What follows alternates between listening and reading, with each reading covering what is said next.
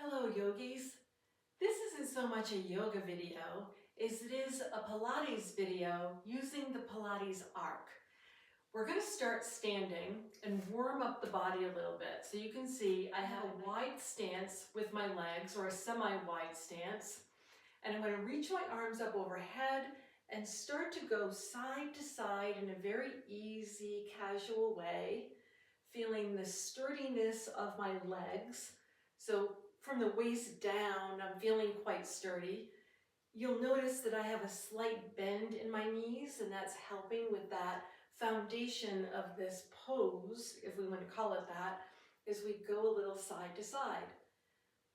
And changing the hold of my wrist, so there's a little intention of stretching that arm that's coming over the midline, just a little bit over to the side. And we'll finish up on the side that we're going to. Drop the arms down, bring the legs together, and go into a march. You can be using your arms, you can be going fast, slow, maybe you have a high rise of the knee, or maybe you keep your march small and don't bring the foot up too much, but a little bit of marching.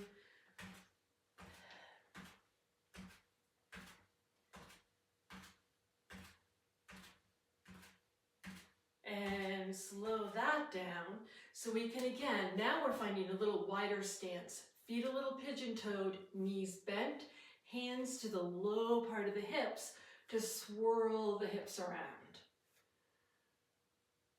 And we'll change up the direction of that swirl of the hips. And let's change up the direction one more time.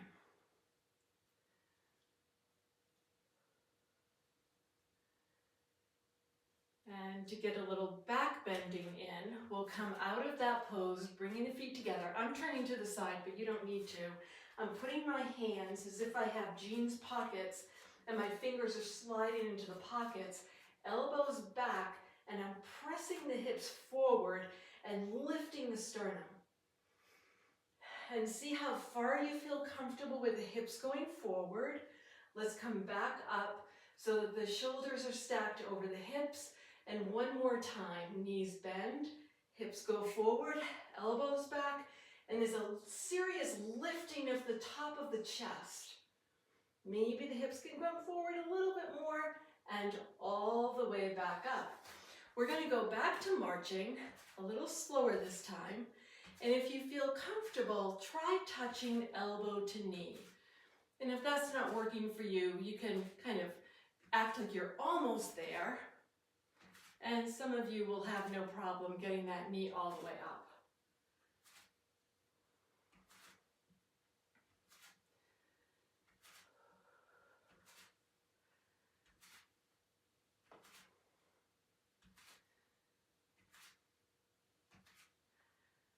Okay, now let's get the arc down on the floor. And as I set up the arc, I'll also ask you to have 2 blocks, a blanket and your ball nearby. You may or may not use them. We're going to be practicing something very similar to Adho Mukha Svanasana, downward facing dog. And I just want you to be aware that the sticky mats may not be that sticky. So be very careful that the arc does not go away from you. I'm bringing my hands to my hips, bending my knees, slowly coming down, and getting my hands down. And you'll feel when you grab onto the height of the arc where there's a place to put your fingers. You can see my fingers are going to that indentation. I'm up on the high part of the arc. I'm walking my feet back, coming into a pike position, stretching the upper part of the back so that the back is as flat and straight as it can be. Hips are getting pressed back. I'm coming forward until my arms are perpendicular. You can lift your heels up off the floor if you need to. And again, come into this very modified downward facing dog. We're going back and forth a few times, attempting to keep the heels on the floor, but if they come up, that's totally fine. Honor your bodies.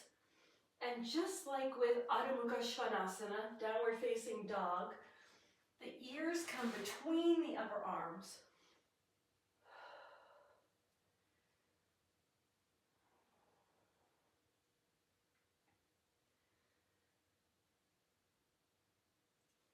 And one last time with the hips coming back so I can walk my hands down the arc, back up to the hips, bend the knees, and come up to a standing position.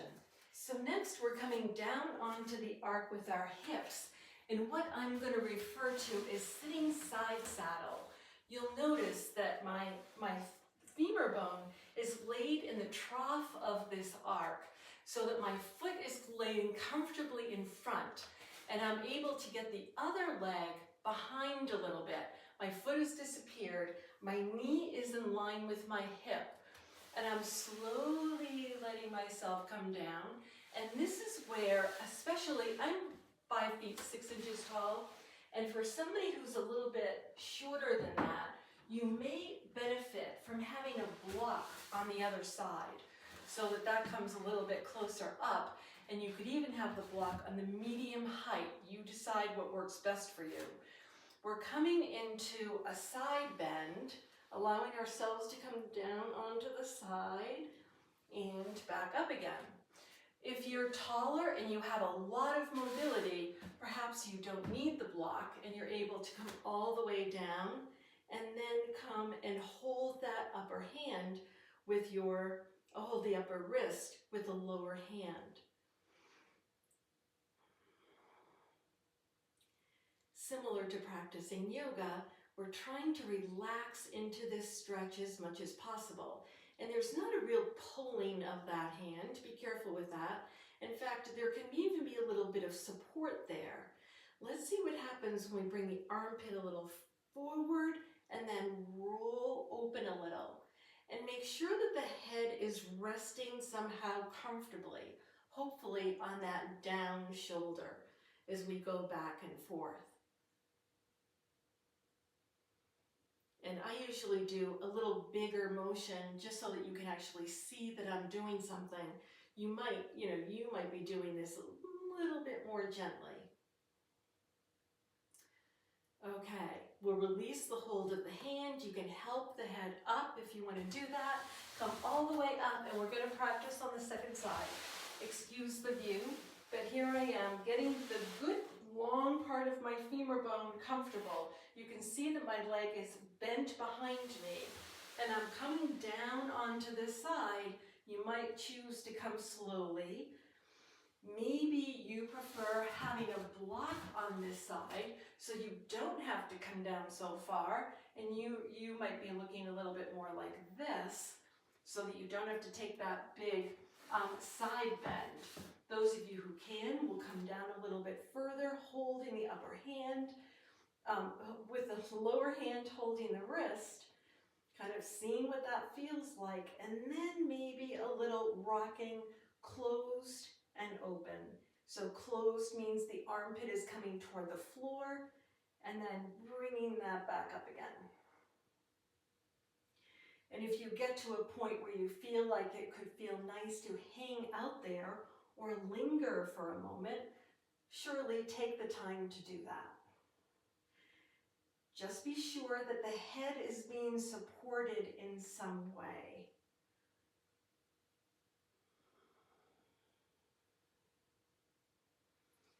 And when you've had enough of that, release the hand hold and get the hands in a position that it really works for you to give yourself support coming back up to a seated position. Next, we're going to find a way to get our hips all the way down onto the floor on the other side of the arc. I think the easiest way to get there is to come up off of the arc.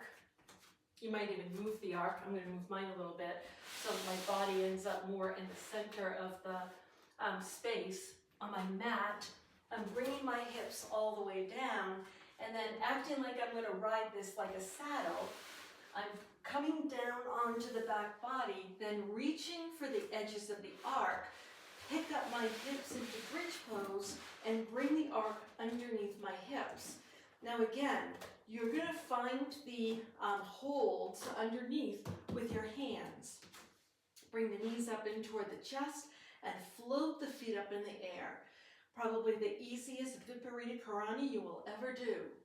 From here, we'll start with a moonwalk, allowing one leg to come forward and the other leg to go back about the same distance.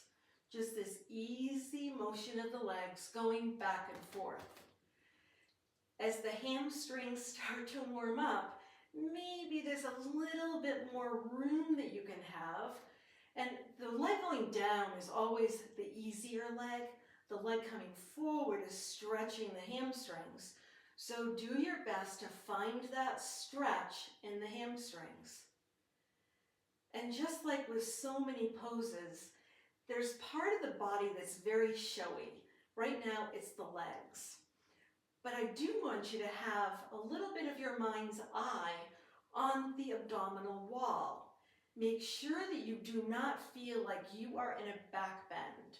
You shouldn't feel like that at all. The back should feel quite straight as you are practicing this energetic movement, having the heels press well away from the hips, legs as straight and long as they can be.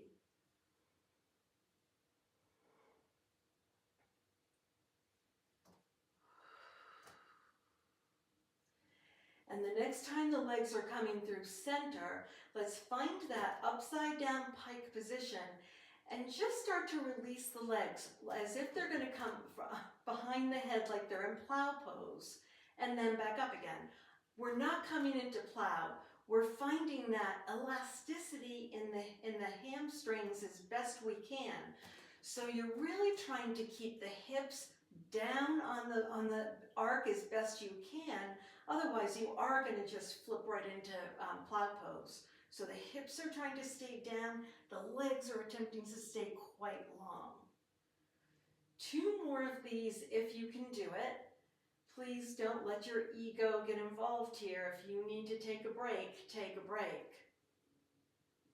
And when the legs come back up to that pike position, upside down pike, we'll bend the knees, separate the legs, get the backs of the toes down onto the floor, and then there's a lifting of the hips as we press the arc away and slowly let the hips come all the way down to the floor. Let's find our way up off of the floor so we can center the arc again. I'm getting the arc more or less in the center of my mat. And I'm resuming that side saddle pose again with one leg in front in the trough, the other leg behind, and I'm starting with my arm up a bit. If you have a very light weight, hand weight, you might use that. And if you don't, you can use a small soup can or nothing at all. I'm going to be reaching this weight, whatever I have in my hand, up above and then retracting it back and reaching and retracting it back. We're going back and forth, and I'm trying not to hang out in this bottom shoulder. I'm looking for that stretch on the back body and that strengthening action of the shoulder. If you are tall enough, you might be able to get your spider fingers down onto the floor to be able to do this extension with the weight and then bring it back in. If your shoulder's bothered, please do not do this.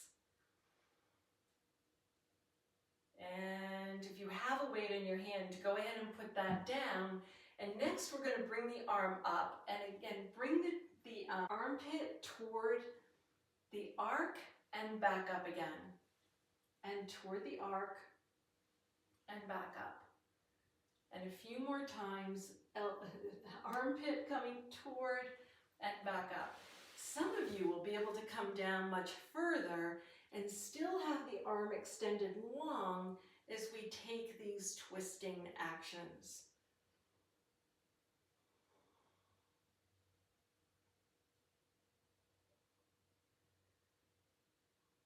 And we'll bring that arm in and again use the strength of the hand to put down on the arc, come all the way up And let's flip around to take the second side. I'm taking my weight with me and finding a way that I can really get in the center of the arc that I feel quite supported. Hand is coming over to the other side, either onto a block or onto the floor, and I'm stretching that arm long and retracting it back. See if you can find a way to get the bottom or the back ribs supported on the arc, so you're not having to overwork too much of the side body. Trust me, it's still working, and you should feel that. But instead of having the body up too much, we're trying to use the arc as support. This will be the last time if you're using a weight or not weight, putting that down. The arm will reach long again and come into that twisted motion and then open back up again. And the twisted motion down, opening back up, and down, and up. And 2 more times if you can do it.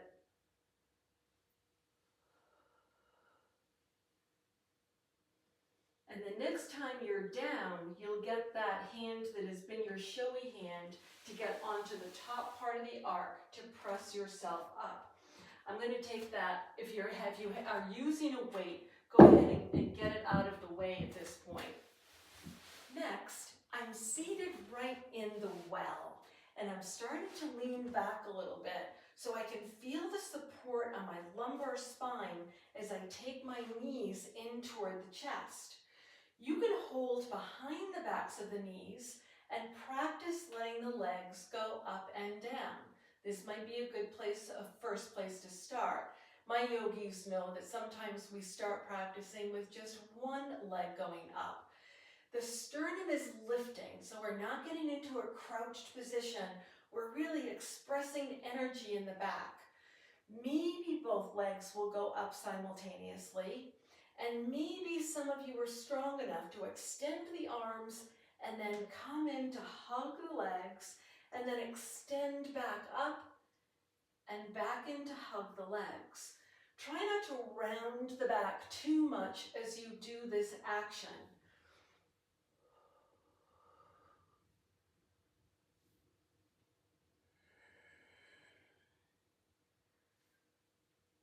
Second to last.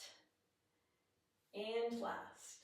Okay, get everything down and you can bring yourself a little bit more up to a seated position. Before we do some more side work, we'll do a back bend. I'm coming up off of the arc and coming around to the other side. So I'm on the big hump side, hands coming down. Again, I'm going to move the arc forward a little bit. I want my toes curled under in the back, and I'm walking forward so that my hips come onto the upper part of the arc. My hands are coming onto the small part of the arc so I can practice coming in and out of a back bend. If you choose to put a blanket over the arc to make your belly and the pubic bone a little bit more comfortable, you might choose to do that.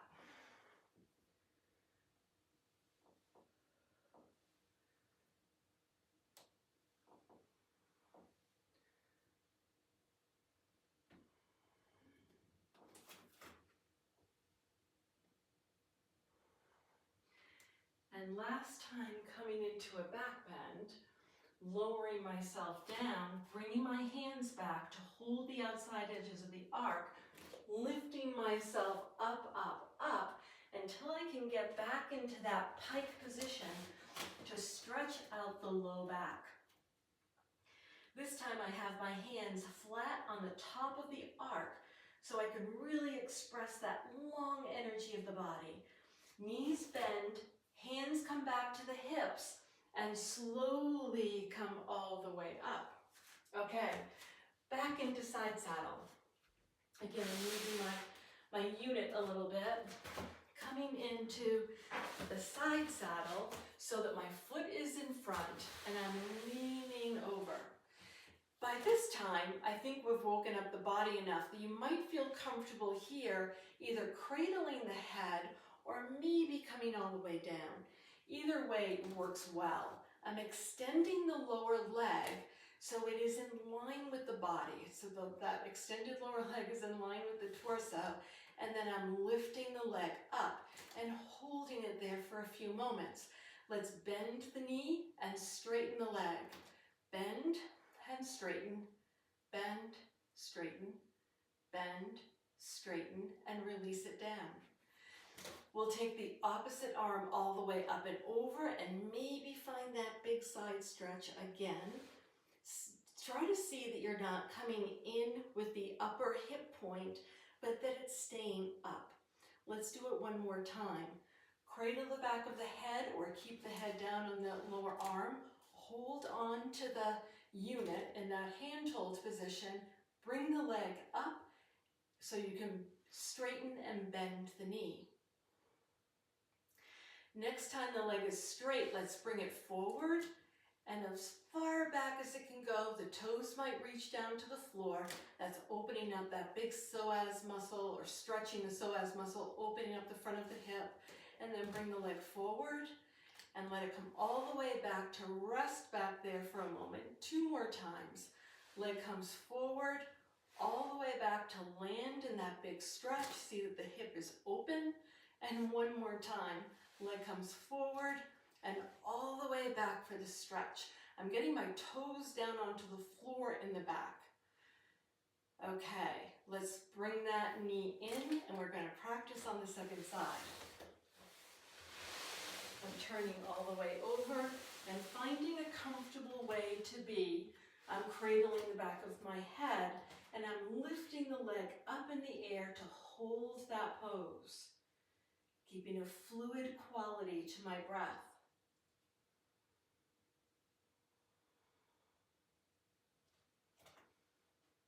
And let the leg down to give it a little bit of a rest.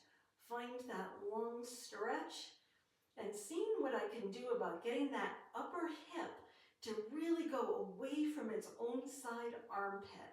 There's the big stretch. Okay, coming back up again, finding a comfortable way to be, holding on to one of those hand holds, and then lift the leg back up again. Oh, I'm sorry. And then there's the bending and the straightening of the leg. Bending and straightening. Bend and straighten.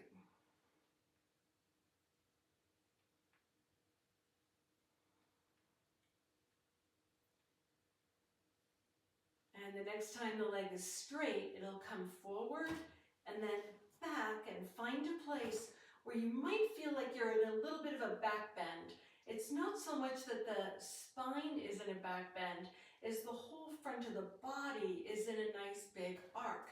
Let's bring that leg forward any amount and then back to find the purchase point with a big toe down on the floor. And again, bringing that leg forward and back, finding a place for that leg to rest back there, even though I know that there's still a lot of energy that's happening to express this pose. And 1 more time, the leg comes forward, all the way back, and then we'll lift up that leg or do what you need to do to bend the knee. Use the hands to press all the way back up to a seated position. Next, we're seated in the well and we're going back to the what yogis would call a boat pose, but we're getting really good support in the lumbar spine to come into boat and working to open up and close the legs. Now, I'm in a very high boat. You might sink your hips down a little bit so more of the spine is being supported as the legs go back and forth. This makes it a little bit easier when my spine is further supported by the arc. If you want not to do a little bit more work, the hips are more down, there's a reaching back, and then the legs can open and close. Drop the shoulders away from the ears, and that's enough of that. Come on up to a seated position, and we'll take a full back bend. Be prepared. You may want to have your ball nearby, because when you come all the way back, I was told once by the most senior yogi that I ever took classes from that I am a backbender. That was about 20 years ago. So I might still be a backbender, maybe not quite the way I was before. I'm laying down my vertebrae one at a time, and if it's too far back, the ball is a lovely way to find that back bend without going too far back. Some of you might use a block on the low height. That might be helpful. Or you might be able to get the head resting comfortably on the bottom part of the arc. We all know, do not overdo. There's no benefit there. So use support as you need it. I can demonstrate what it's like to have a block there. The block is a little bit smaller than the ball, so coming back, the block might be there, and I can put the block a little bit further back, and voila, this is a nice support for the neck without getting too far into the back bend. And when you've had enough of this, start to come up, and let's continue with the good practice, especially if your head is way back on the arc. Take your fingertips to the back of the skull. Help the head well into the chest, elbows forward. Then the arms reach forward, and we come all the way up to a seated position. Next, we are going to bring our hips further forward so that the low back is quite well supported. Both knees into the chest, reaching one leg up to hold onto that leg and then reach the other leg up. Let's drop the free leg all the way down and up, change the hold to the other leg all the way down and up, change the hold to the other leg, down and up, and we're just going back and forth between the legs. The kindest way and the easiest way to do this, believe it or not, is for both legs to be up when you make the change happen.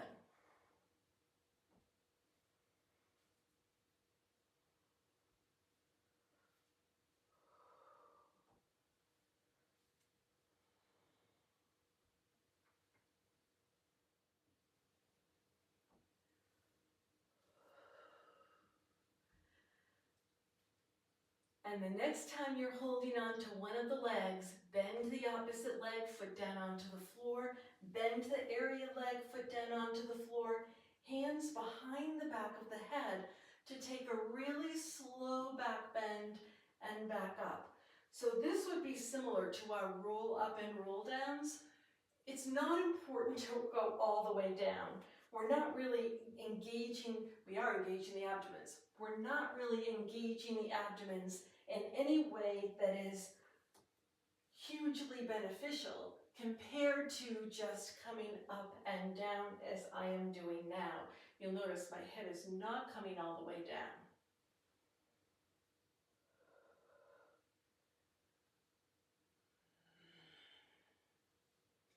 And one more time with the back bend, if you feel you can do it, all the way back up again. There's a reach of the arms to help us get up out of this pose, and then you can drop the hands down.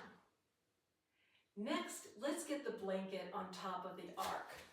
I'm getting up to place the blanket only over the top part of the arc, not the whole thing. And I'm going to press the whole unit forward again. And I'm just patting this so that it's going to make my pubic bone a little bit happier. And you can see that I'm getting my knees right on here so I can reach for the end of the arc. Then I'm going to walk my feet back a little bit, and I need to be quite forward. So as I let my torso down, there can be a floating of the legs behind me. This may be what you want to do, just this much work. There can be kind of a bowing of the whole body forward, getting the toes down onto the floor, and then coming up into the pose. Or maybe you can get a little rocking action of the body up and down. This is a lot of work for the low back. You're going to feel it. If it doesn't feel great, please, for forego doing this all together. See what you can do about keeping your toes pointed as you come up and down in this rocking horse action. And that's enough of that. The next time you come down, get the toes onto the floor, start to bend at the waist and the knees, and slowly get the elbows back onto the blanket, walking back until the hands are on the top part of the arc, and stand all the way up to take this modified Adho Mukha Svanasana one more time.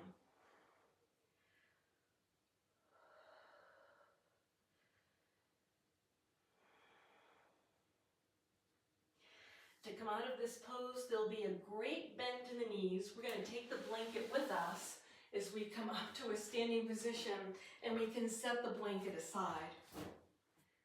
Coming back into the well.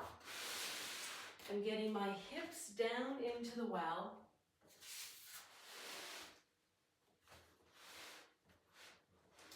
And getting that really good support for my back. So I can bring both knees into the chest, interlace the fingers behind the back of the head. We'll extend one leg and have the opposite elbow touch the bent knee. And go back and forth, switching, alternating, one knee touching the elbow and then the other.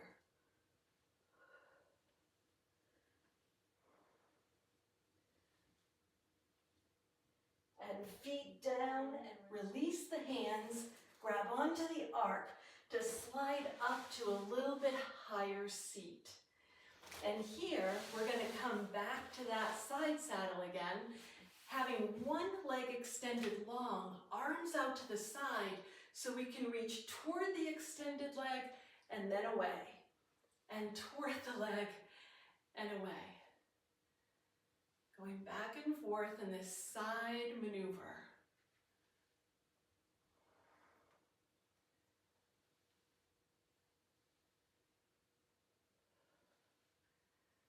And when you come back up again, we'll drop the hands down and turn all the way around for side saddle on the second side, extending that upper leg, arms out toward the side to reach in both directions.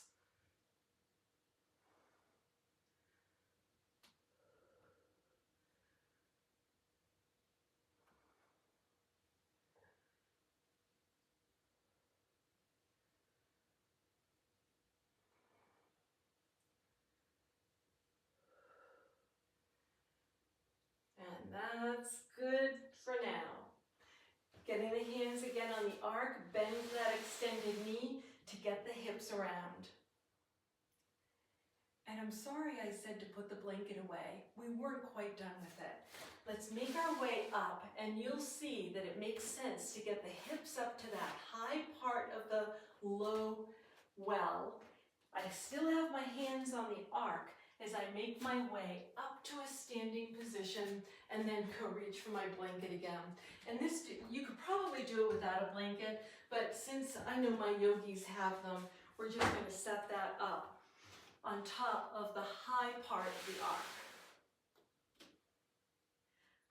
This time, I'm maneuvering my body over toward the well section, and I'm getting my hands down onto the arc, and I'm sitting on that high part of the arc with my foot just behind. And you're going to have to figure out where it's going to feel best as you come onto the side and get your elbow down to the floor. My upper leg is extended straight and my lower leg is bent. That can be thought of as the first expression of the pose. By holding on to the unit, go ahead and see if you can extend the lower leg. This is a very nice way to practice side plank pose. You'll need to find just the right place for the hips to be where the body can be in this position with not too much struggle. Take a break if you need to. Just don't do it at all if you think that this is not good for your body. And some of you will be able to raise and lower that upper leg. No ego here, just do what you know is practicing loving kindness for your bodies.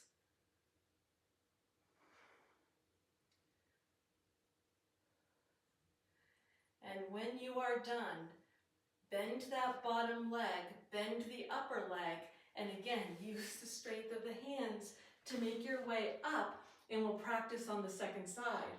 I have my hands on the upper part of that arc to come up and flip around. My knee is coming down into the well, my hip is coming to the upper part of the arc. I'm laying down, getting my elbow down on the floor. Many of you have bolsters. If you think it would be better for this elbow to be on a bolster, go for that. Or maybe 2 blocks running side by side. I think you'll all be able to get here. And first expression of the pose with that one leg up above, this might be the best for you. Second expression of the pose is for both legs to be long.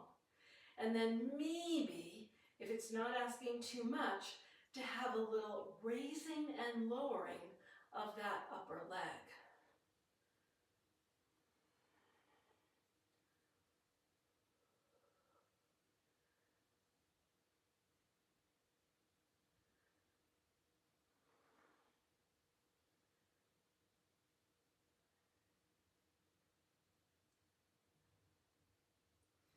Whatever you did was great. Go ahead and bend the lower knee, bend the upper knee, find the floor with one leg then the other, and slowly manipulate your body all the way back for both feet to be on the floor, walking the hands back and come all the way up to a standing position.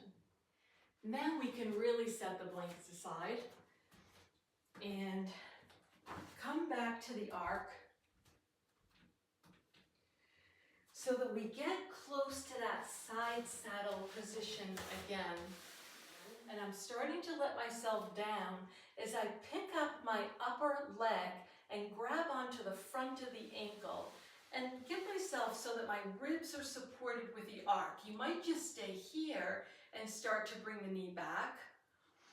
Or you might be able to come down a little bit further, maybe to cradle the back of the head and the hand and bring the knee back. And some of you will feel comfortable with the head coming down, the body resting to the side, and the knee coming back with the hold of the hand. Be careful for the low back and your knee. This is not indicated for all body types. I'll start to lift up the head, start to lift up the torso, and release the foot to take it onto the second side. Slowly switching my hips over to the second side and figuring out how far down I want to come, but not coming too far before I grab onto the front of the ankle and start to bring the knee back. Again, be really careful with your knees, because maybe this is just too much of a stretch for you. And the option is to have the head cradled, or maybe have that extended arm so that the head can come down to the shoulder. Yogi's choice, with that knee coming back to stretch the quadricep muscles. At the same time, we stretch the front of the hip. And we'll start to bring the head up as we release the knee forward, forward, forward, forward, and make our way back up to a seated position. I know I said that I only had 2 more, but I am going to let myself come down a little bit just to feel for that big stretch of the back. I like coming into a full back bend, but again, it's fine to cradle the back of the head and hold the head up so the chin stays very close into the front of the chest. Yogi's choice how you practice that. And eventually we'll make it all the way up, reaching, reaching, reaching, reaching forward. And that's a few ideas of how to use the arc.